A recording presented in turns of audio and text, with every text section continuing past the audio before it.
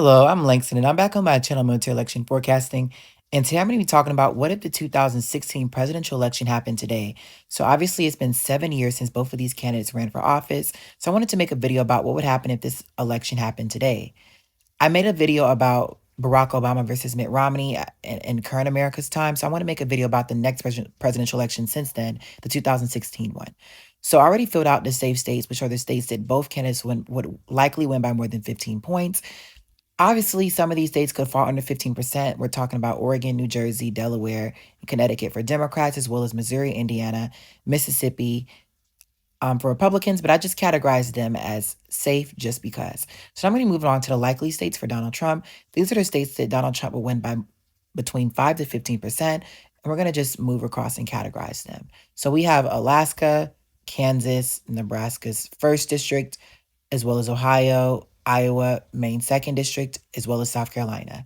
So in 2016, Alaska was under 15%. And since then, Alaska's shifted in Democrats' favor with, higher turnout from Native American voters, as well as shifts amongst more moderate voters, as well as, many people in the military being more Democratic friendly, which has shifted Alaska to the left in the last couple of election cycles. And even in 2016, the state was under 15%. So realistically, that would not change. It would probably be, probably a 9 to 10% margin in 2000 if this matchup was to take place. In Kansas, this is another one of the few states that Hillary Clinton outperformed Barack Obama. And in 2016, Kansas is a very left trending state, particularly because Johnson County, which is where 25% of people live in the state of Kansas, which is a Kansas City suburb in Missouri, makes up 1 in 4 of Kansas's population, which means 1 in 4 voters live in that one county. And if you go back to 2016, you'll see that county trended left, and it did so massively in 2020. And Hillary Clinton was able to start those trends back in 2016. There's no reason to say they would change now. And a very similar thing in Nebraska's first district, very similar demographics to Kansas. In Iowa and Ohio,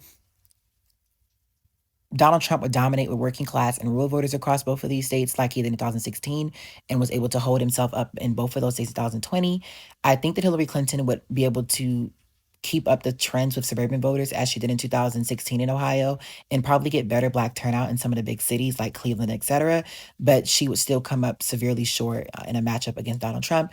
In Maine's second district, Donald Trump would dominate with rural and working class voters, which would give him a sizable margin across his district.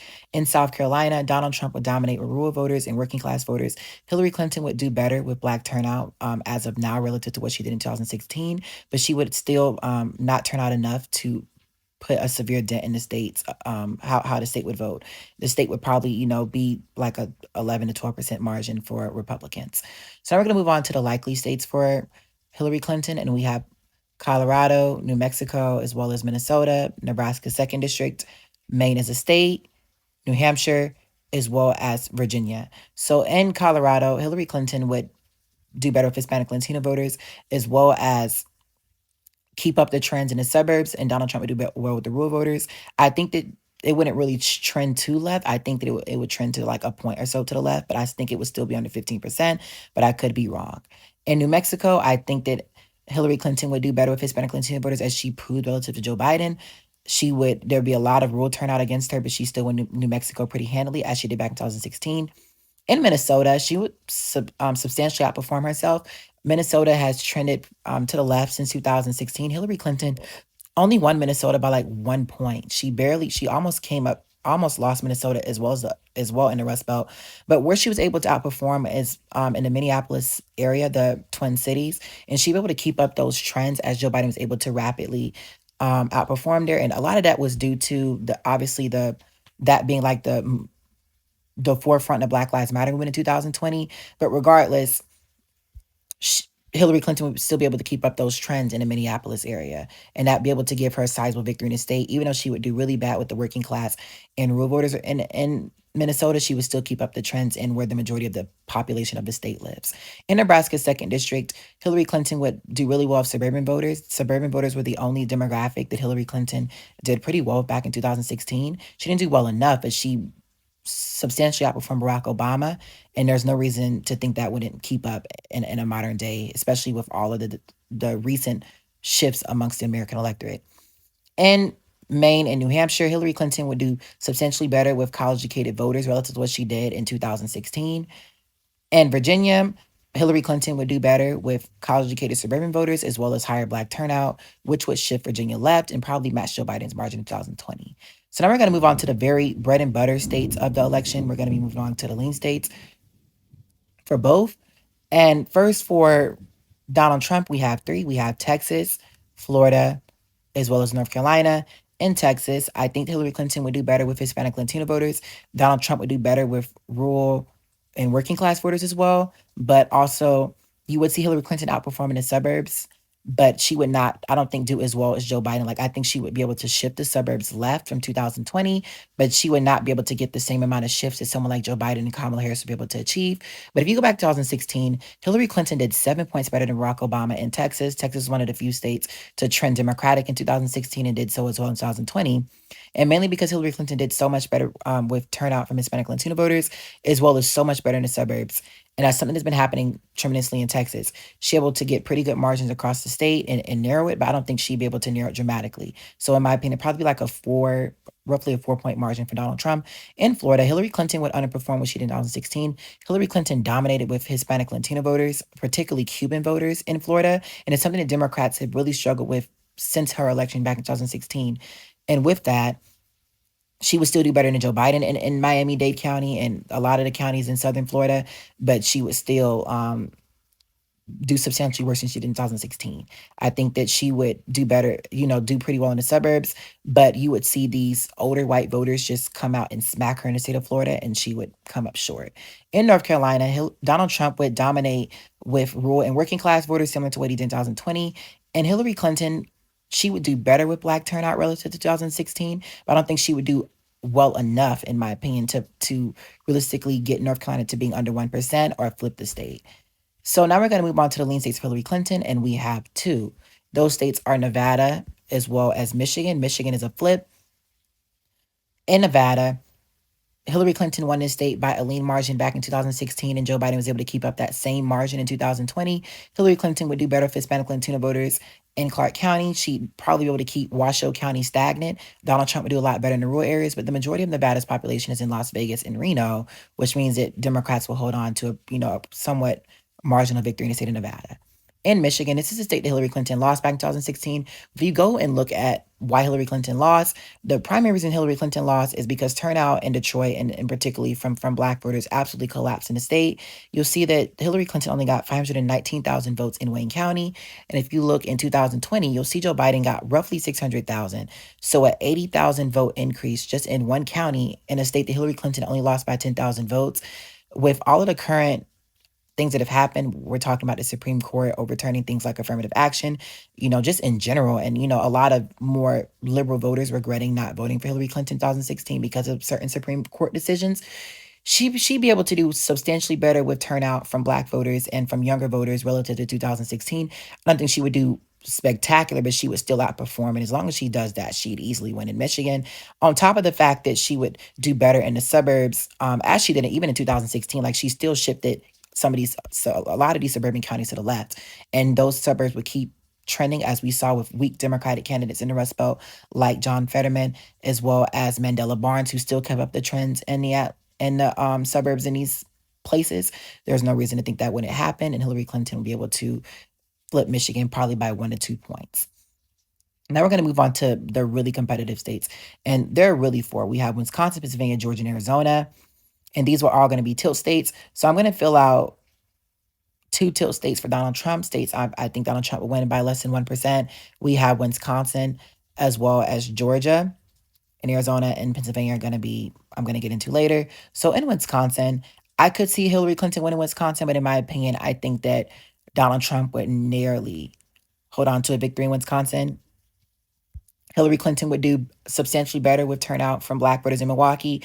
She'd do a lot better with turnout from younger voters in Madison. I don't think she'd do well enough, but she would, still get out substantially more voters in these areas. She keep up the trends and the wild counties, as she even did back in 2016. but she would lose a lot of ground in the working class and rural parts of these states. And even though she would do better with turnout in Milwaukee and Madison, I don't think she would do enough to win, in my opinion, which is why I give Donald Trump a narrow victory. In Georgia, Georgia is a state that Hillary Clinton did outperform Barack Obama in, which was something that was somewhat shocking to the nation. But I still think that Donald Trump would be able to have a narrow victory in Georgia. I think that Donald Trump would dominate with rural voters across the state of Georgia, and Hillary Clinton would substantially outperform what she did in 2016 with black turnout in the state of Georgia. I don't think she would turn out enough black voters, in my opinion, to win Georgia. I think she would come close. I wouldn't be shocked that she'd be able to win. Democrats have been able to win Georgia in practically every federal election, but I don't think Hillary Clinton is the candidate to turn out black voters in the margins necessary to win. I think she would be able to get close, and a lot of these voters would just come out for her just because, and that would, make the state dramatically more competitive. But with that, I don't think that she turned out enough, in my opinion, to win. She would still do better than she did in 2016 with turnout from them, though. So now we're going to move on to, I want to touch back on Georgia. I think Donald Trump is oftentimes underestimated in the state of Georgia. Yes, Donald Trump lost Georgia, and practically all Republicans have lost Georgia federally. But Georgia is not a state that's out of reach for Republican candidates. And Donald Trump is able to get closer than his Republican proteges like Herschel Walker, Kelly Loeffler, and David Perdue, mainly because he's able to turn out more rural voters than them. And other Republican candidates lack that. So even though he's not able to overcome the massive margins from predominantly black areas in the Atlanta suburbs, he's still able to narrowly, he's still able to get very close to winning the state. And it takes a lot of turnout from predominantly black areas to overcome that. And that's something that I don't think Hillary Clinton will be able to achieve in a head-to-head matchup with him. So now for the last two states, I'm going to give Arizona to Hillary Clinton. Arizona is a state that you saw a very weak candidate, Katie Hobbs, defeat a Trump-like candidate in the governor's race, as well as the state. This is a state that Hillary Clinton did about 6 points better than Barack Obama back in 2016.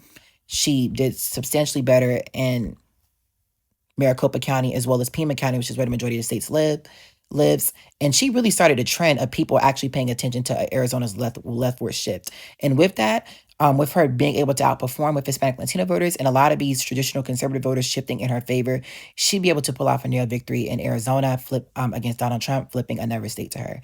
So for the last state, and this state is somewhat controversial in my opinion, is Pennsylvania. And I would give Pennsylvania to Hillary Clinton narrowly. This would make Hillary Clinton president, which means that Hillary Clinton would be able to narrowly defeat Donald Trump in an election that happened today. And the main reason I think Hillary Clinton would be able to defeat Donald Trump is just because of where the population lives in Pennsylvania. And in 2016, Hillary Clinton came up nearly short in Pennsylvania. But since then, Democrats have been able to do better with turnout and win, in my opinion. On top of the fact, Hillary Clinton, she still substantially did better in the Philadelphia suburbs. She was able to flip Chester County. She shifted Delaware to the left, as well as Montgomery. She did better in these college towns, and she shifted Pittsburgh to the left. And she would do better with turnout from black voters in Philadelphia relative to 2016. She'd do better with black voters as well in Pittsburgh, as well as the suburban areas in Allegheny County. She do much better in these suburban areas in Philadelphia. And even though Donald Trump would dominate in these rural and working class areas, I don't think he'd be able to overcome that. And if you go back to 2022, you'll see that John Fetterman, who is a substantially weaker candidate for the suburbs in Hillary Clinton, one place where Hillary Clinton is a pretty decent candidate is in the suburbs.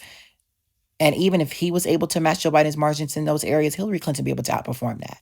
And as long as Hillary Clinton is able to get the numbers in the suburbs and continue shifting in left like she did in 2016 and just nearly improve a black turnout in Pennsylvania, she'd be able to easily win the state, regardless of what Donald Trump could do in the rural and working class areas across the state. So I could see Donald Trump winning Pennsylvania. I could see Hillary Clinton winning Wisconsin and Georgia. But for right now, this is how I categorize it. So again, thank you guys so much for tuning into my video. Make sure to have a nice day, you guys. Please like, subscribe, and comment down below, and have a nice day. Goodbye.